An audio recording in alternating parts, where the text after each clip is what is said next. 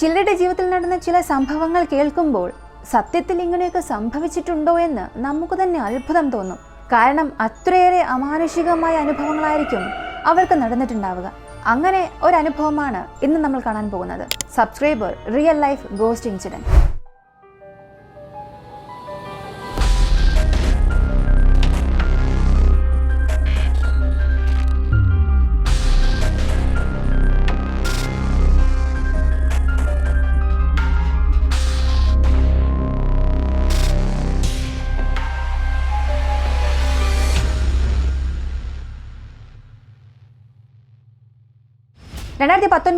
April മാസം ശാലിനി അവളുടെ കുടുംബവുമായി ലീവ് ആസ്വദിക്കാനായി മുത്തശ്ശിയുടെയും മുത്തച്ഛൻ്റെയും വീട്ടിലേക്ക് പോയി. മുത്തശ്ശിയുടെ വീട്ടിൽ എപ്പോൾ പോയാലും മുത്തശ്ശിയുടെ വീട്ടിലായിരിക്കില്ല താമസിക്കുന്നത്. പകരം എൻ്റെ ഒരു കൂട്ടുകാരിയുണ്ട്. ആ കൂട്ടുകാരിയുടെ വീട്ടിലാണ് ഞാൻ താമസിക്കാറ്. മുത്തശ്ശിയുടെ വീട്ടിൽ ഒരുപക്ഷെ വൈകുന്നേരം വരെ ഞാൻ ഇരുന്നാലും ഉറങ്ങാൻ സമയമാകുമ്പോൾ ഞാൻ അവളുടെ വീട്ടിലായിരിക്കും പോകുന്നത്. ഒരു ദിവസം ഞാനും എൻ്റെ കൂട്ടുകാരിയും ഫാമിലിയുമായി ഒരു ട്രിപ്പ് പോകാൻ തീരുമാനിച്ചു. ആ ട്രിപ്പിൽ എൻ്റെ മറ്റു 4 സുഹൃത്തുക്കൾ കൂടെ ഉണ്ടായിരുന്നു. എല്ലാവരും ചേർന്ന് ഒരു യാത്രയ്ക്ക് പോയി. ആ യാത്ര വളരെ സന്തോഷകരമായിരുന്നു. ഞങ്ങൾ നന്നായി എൻജോയ് ചെയ്തു. ഇങ്ങനെ ഞങ്ങൾ സംസാരിച്ചു കൊണ്ടൊക്കെ ഇരുന്നപ്പോൾ ബോറടിച്ചത് കൊണ്ട് എന്തെങ്കിലും കളിക്കാമെന്ന് തീരുമാനിച്ചു. ഞങ്ങളെല്ലാവരും ഒളിച്ചു കളിക്കാൻ പദ്ധതിയിട്ടു. ഞാൻ എൻ്റെ കൂട്ടുകാരികളുമായി ചേർന്ന് ഒളിച്ചു കളിക്കുകയായിരുന്നു. ഈ സമയം ഞാൻ ഒളിക്കാൻ തൊട്ടടുത്തുള്ള ഒരു ക്ഷേത്രത്തിലേക്ക് പോയി. ആ ക്ഷേത്രം കാണാൻ വളരെ പഴയതുപോലെ തോന്നി. ഒരു ജനാല പോലുമില്ല. കാണാൻ വളരെ വ്യത്യസ്തമായി തോന്നി. അങ്ങനെ ഞാൻ ഒളിച്ചിരുന്നപ്പോൾ എൻ്റെ കൂട്ടുകാരുടെ ശബ്ദമൊന്നും എനിക്ക് കേട്ടില്ല. ഇവരെല്ലാം എവിടെ പോയി എന്നറിയാനായി ഞാൻ പതുക്കെ നടന്ന് ഞാൻ ഉള്ള സ്ഥലത്ത് നിന്നും അല്പം ഒന്ന് എത്തി നോക്കി. അങ്ങനെ എത്തി നോക്കിയപ്പോൾ ഏതോ ഒരു പെൺകുട്ടിയുടെ കാലിലെ കൊലുസിന്റെ ശബ്ദം മാത്രം എനിക്ക് കേട്ടു. ശാന്തമായിരുന്ന ആ ഒരു സ്ഥലത്ത് പെട്ടെന്ന് ആ ഒരു ശബ്ദം കേട്ടപ്പോൾ എനിക്ക് വല്ലാത്തൊരു ഭയം തോന്നി.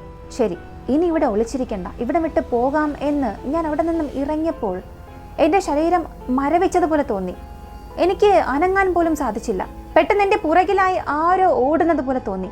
അനങ്ങാനേ കഴിയാത്തൊരവസ്ഥയാണെങ്കിൽ പോലും ഞാൻ എങ്ങനെയൊക്കെയോ ശ്രമിച്ച് പതുക്കെ തിരിഞ്ഞു നോക്കി. പുറകിൽ ആരും തന്നെ ഇല്ല. എങ്കിലും എനിക്ക് ആ കൊലുസിൻ്റെ ശബ്ദം മാത്രം കേട്ടുകൊണ്ടിരുന്നു. ഇപ്പോൾ എനിക്ക് വല്ലാത്ത ഭയം തോന്നി. എങ്ങനെയെങ്കിലും ഇവിടെ വിട്ട് പോകണമെന്ന് ചിന്തിച്ച് ഞാൻ അവിടെ നിന്നും ഓടാൻ ശ്രമിച്ചപ്പോഴാണ് എൻ്റെ കൂട്ടുകാരി എൻ്റെ അടുത്ത് വന്ന് നിന്നു.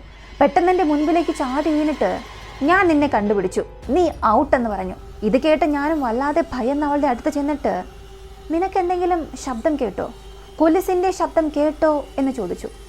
എന്നാൽ അവളും ഒന്നും പറഞ്ഞില്ല, സൈലൻ്റ് ആയിരുന്നു. പക്ഷെ എനിക്ക് വീണ്ടും ആ ശബ്ദം കേട്ടു. അത് എവിടെ നിന്ന് വരുന്നുവെന്ന് ഞാൻ തിരിഞ്ഞു നോക്കി. അങ്ങനെ എല്ലാ സ്ഥലങ്ങളിലും തിരികെ നോക്കിയപ്പോൾ അത്രയും സമയം അവിടെ ഉണ്ടായിരുന്ന എൻ്റെ കൂട്ടുകാരിയെ കാണാനില്ല.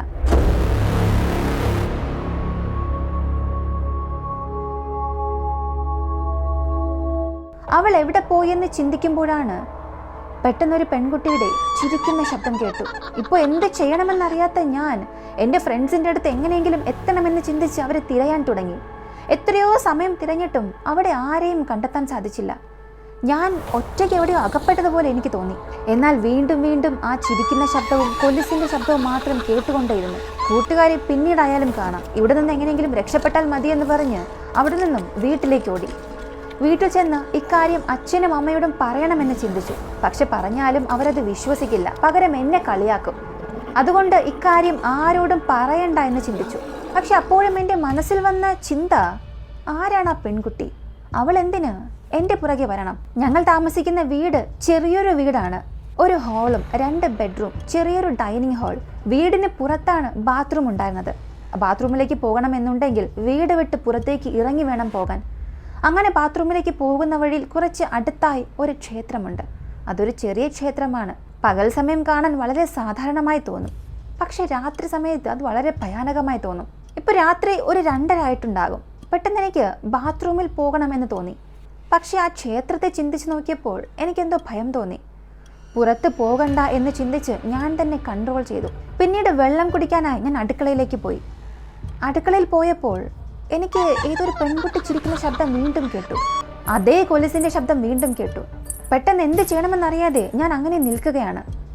ആ സമയത്തായിരുന്നു എൻ്റെ പേര് പറഞ്ഞ് ആരോ വിളിക്കുന്നത് പോലെ തോന്നി. ഭയന്ന ഞാൻ അവിടെ നിന്നും നിലവിളിക്കാൻ തുടങ്ങി. പക്ഷെ എൻ്റെ ശബ്ദം ആർക്കും കേട്ടില്ല.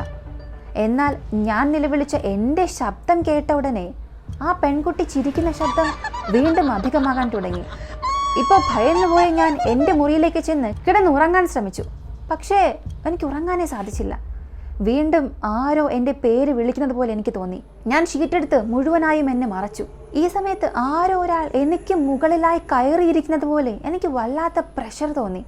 എനിക്ക് ശ്വാസം വിടാൻ പോലും സാധിച്ചില്ല. പെട്ടെന്ന് ഞാൻ എഴുന്നേറ്റിരുന്നു, തിരിഞ്ഞു നോക്കി. ആ റൂം മുഴുവൻ വളരെ ശാന്തമായിരുന്നു. അവിടെ ഒരു ചെറിയ വെളിച്ചം മാത്രമേ ഉണ്ടായിരുന്നുള്ളൂ. പെട്ടെന്ന് പുറത്തെന്തോ ശബ്ദം കേൾക്കുന്നത് പോലെ തോന്നി. ഭയന്നുകൊണ്ട് അത് എന്താണെന്നറിയാനായി ആ മുറിയുടെ ജനാല തുറന്ന് പുറത്തേക്ക് നോക്കി. അപ്പോൾ പുറത്തുണ്ടായിരുന്ന ആ ചെറിയ ക്ഷേത്രത്തിൽ കറുത്ത വസ്ത്രം ധരിച്ച് എൻ്റെ കൂട്ടുകാരി ഇരിക്കുന്നത് കണ്ടു. അവൾക്ക് മുൻപിൽ ആരോ ഒരാൾ കിടക്കുന്നുണ്ട്. അയാളെ അവൾ കടിച്ച് കഴിക്കുകയാണ്. എൻ്റെ കൂട്ടുകാരിയുടെ മുഖത്തും കയ്യിലും കാലിലും മുഴുവനും രക്തമായിരുന്നു. ഇപ്പോൾ അവൾ എന്നെ നോക്കി, ഞാൻ നിൽക്കുന്ന ജനാലയെ നോക്കി ചിരിക്കാൻ തുടങ്ങി. അത് കാണാൻ തന്നെ വളരെ ഭയാനകമായിരുന്നു. ഇപ്പോൾ ഞാൻ നിലവിളിച്ചു കരയാൻ തുടങ്ങി. പക്ഷെ വീണ്ടും ഞാൻ കരഞ്ഞ ശബ്ദം ആർക്കും കേട്ടില്ല. എന്നാൽ അവൾ മാത്രം എന്നെ നോക്കി ചിരിക്കുന്നുണ്ടായിരുന്നു.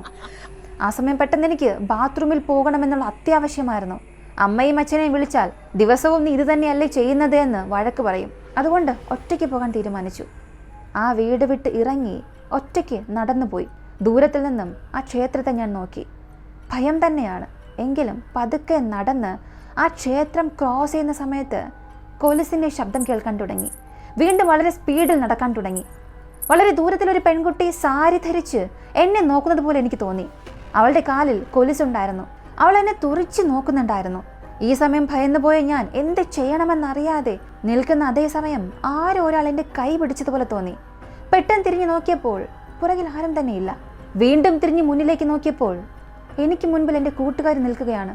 അവളുടെ മുഖത്തും വസ്ത്രത്തിലും കയ്യിലും കാലിലും മുഴുവനും രക്തമായിരുന്നു. അത് കാണുമ്പോൾ എനിക്ക് ഒന്ന് മാത്രമാണ് തോന്നിയത്, അവൾ എന്നെയും കഴിക്കുമെന്ന്.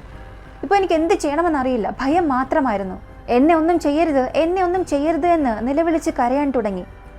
എന്നാൽ അവൾ ഒന്നും സംസാരിക്കാതെ എൻ്റെ അടുത്തേക്ക് വന്നു. അവളെ കാണാൻ തന്നെ വളരെ വിചിത്രമായി തോന്നി. ഞാനും അവളെ കണ്ട ഭയത്തിൽ പുറകിലേക്ക് നടക്കാൻ തുടങ്ങി. അവളും പതിയെ പതിയെ എൻ്റെ അടുത്തേക്ക് വന്നുകൊണ്ടിരുന്നു. ഇപ്പോൾ പെട്ടെന്ന് പുറകിലുണ്ടായിരുന്ന ഒരു കല്ല് തട്ടി ഞാൻ താഴെ വീണു. അതിനുശേഷം എന്ത് സംഭവിച്ചുവെന്ന് എനിക്ക് ഓർമ്മയില്ല. ഓർമ്മ വന്നപ്പോൾ ഞാൻ കട്ടിലിൽ കിടക്കുകയായിരുന്നു. എനിക്ക് ചുറ്റും അച്ഛനും അമ്മയും ഉണ്ടായിരുന്നു. അവരോട് നടന്ന സംഭവങ്ങളെല്ലാം ഞാൻ പറഞ്ഞു. എൻ്റെ കൂട്ടുകാരി വന്നു, അവളെ കാണാൻ വിചിത്രമായിരുന്നു എന്നൊക്കെ. അതിനവളുടെ അച്ഛനും അമ്മയും അവളെ നോക്കി, നീ എന്താ പറയുന്നത്? നിന്റെ കൂട്ടുകാരി ഒരു യാത്ര പോയിരിക്കുകയല്ലേ, അവൾ എങ്ങനെയാണ് ഇവിടെ വരിക? നീ വെറുതെ സ്വപ്നം കണ്ടതായിരിക്കുമെന്ന് കരുതി അവളെ ആശ്വസിപ്പിച്ചു. പക്ഷേ അവൾ കണ്ടത് ഒരു സ്വപ്നം പോലെ അവൾക്ക് തോന്നിയതേയില്ല. അതൊക്കെ യഥാർത്ഥത്തിൽ സംഭവിച്ചതുപോലെ തന്നെ അവൾക്ക് തോന്നി. ആ ഒരു ആഘാതത്തിൽ നിന്നും പുറത്തേക്ക് വരാനും സാധിച്ചില്ല. എൻ്റെ അച്ഛനും അമ്മയും എന്നെ വിളിച്ച് ഒരു സൈക്കാട്രിസ്റ്റിൻ്റെ അടുത്തേക്ക് പോയി. പരിശോധിച്ച ഡോക്ടറും എനിക്ക് യാതൊരു പ്രശ്നവുമില്ല എന്ന് പറഞ്ഞ് വീട്ടിലേക്ക് അയച്ചു. അല്പ ദിവസം കഴിഞ്ഞ് ഇക്കാര്യങ്ങളെല്ലാം മറന്ന് ഞാൻ നോർമൽ ലൈഫ് ജീവിക്കാൻ തുടങ്ങി. ഇങ്ങനെ ഒരു ദിവസം ഞാൻ ഉറങ്ങിക്കിടക്കുകയായിരുന്നു. പെട്ടെന്ന് എനിക്ക് ഓർമ്മ വന്നു. എഴുന്നേറ്റ് നോക്കിയപ്പോൾ ഒരു 2:30 അപ്പോഴും ആരോ ചിരിക്കുന്നത് പോലുള്ള ഒരു ശബ്ദം കേട്ടു. അതോടുകൂടെ കൊലുസിൻ്റെ ശബ്ദവും കേട്ടു. വീണ്ടും എനിക്കിങ്ങനെയുള്ള ശബ്ദങ്ങൾ കേൾക്കുന്നുവെന്ന് ഞാൻ അച്ഛനും അമ്മയോടും പറഞ്ഞു. ഇത്തവണ അവർ എന്നെ ഒരു ക്ഷേത്രത്തിലേക്ക് കൊണ്ടുപോയി. എന്നെ അവിടെ പിടിച്ചിരുത്തി എന്തൊക്കെയോ പ്രാർത്ഥനകൾ പറയുകയും കയ്യിൽ ചരട് കെട്ടിത്തരികയും ചെയ്തു. ഇനി നിനക്ക് അങ്ങനെ യാതൊരു പ്രശ്നം ഉണ്ടാകില്ല എന്ന് പറഞ്ഞയച്ചു. പിന്നീട് ഞങ്ങൾ എൻ്റെ സ്വന്തം നാട്ടിലേക്ക് വന്നു. ഈ ഒരു സ്റ്റോറി ആയിരുന്നു ശാലിനി ഷെയർ ചെയ്തത്. കൂടെ അവൾ ഒരു കാര്യം കൂടെ പറഞ്ഞിട്ടുണ്ടായിരുന്നു. ഈ സംഭവങ്ങളൊന്നും തനിക്ക് യഥാർത്ഥത്തിൽ നടന്നതല്ല. പക്ഷെ തുടർന്ന് ഒരു 2-3 ദിവസം ഇതേ സ്വപ്നം തനിക്ക് വീണ്ടും വീണ്ടും വന്നുകൊണ്ടിരുന്നു. അതിൽ യാതൊരു മാറ്റവുമില്ലായിരുന്നു. താൻ കണ്ട കാഴ്ചകളും വ്യക്തികളും സ്ഥലങ്ങളും ആ ക്ഷേത്രം പോലും എല്ലാം അതുപോലെ തന്നെയായിരുന്നു. ആ 3-4 ദിവസവും കണ്ടതിൽ യാതൊരു മാറ്റവുമില്ലായിരുന്നു. അതേ ഭയാനകമായ അനുഭവങ്ങൾ തന്നെയായിരുന്നു തനിക്ക് അത്രയും ദിവസം ഉണ്ടായതെന്നും പറഞ്ഞു. പക്ഷെ ഇപ്പോഴും അതൊക്കെ ഒരു സ്വപ്നമാണെന്ന് തനിക്ക് വിശ്വസിക്കാനേ കഴിയുന്നില്ല എന്നാണ് പറയുന്നത്. ചില സമയങ്ങളിൽ തനിക്കത് യഥാർത്ഥത്തിൽ നടന്ന് കാണുമോ എന്നുള്ള ഒരു സംശയം പോലും അവർക്കുണ്ടായി. ഈയൊരു സംഭവം, ഈ ഒരു കഥ കേട്ടിട്ട് നിങ്ങൾക്ക് എന്ത് തോന്നി? ഇത് ഒരു സ്വപ്നം മാത്രമായിരിക്കുമോ, അതോ ഇത് അവരുടെ ലൈഫിൽ യഥാർത്ഥത്തിലുണ്ടായ ഒരു അനുഭവമായിരിക്കുമോ? നിങ്ങളുടെ അഭിപ്രായം കമൻറ്റിൽ പറയുക. വീഡിയോ ഇഷ്ടമായ ലൈക്ക് ചെയ്യുക, ഷെയർ ചെയ്യുക. നമ്മുടെ ചാനൽ ആദ്യമായി കാണുന്നവരാണെങ്കിൽ മറക്കാതെ സബ്സ്ക്രൈബ് ചെയ്ത് സപ്പോർട്ട് ചെയ്യുക. മറ്റൊരു വീഡിയോയുമായി വീണ്ടും കാണാം.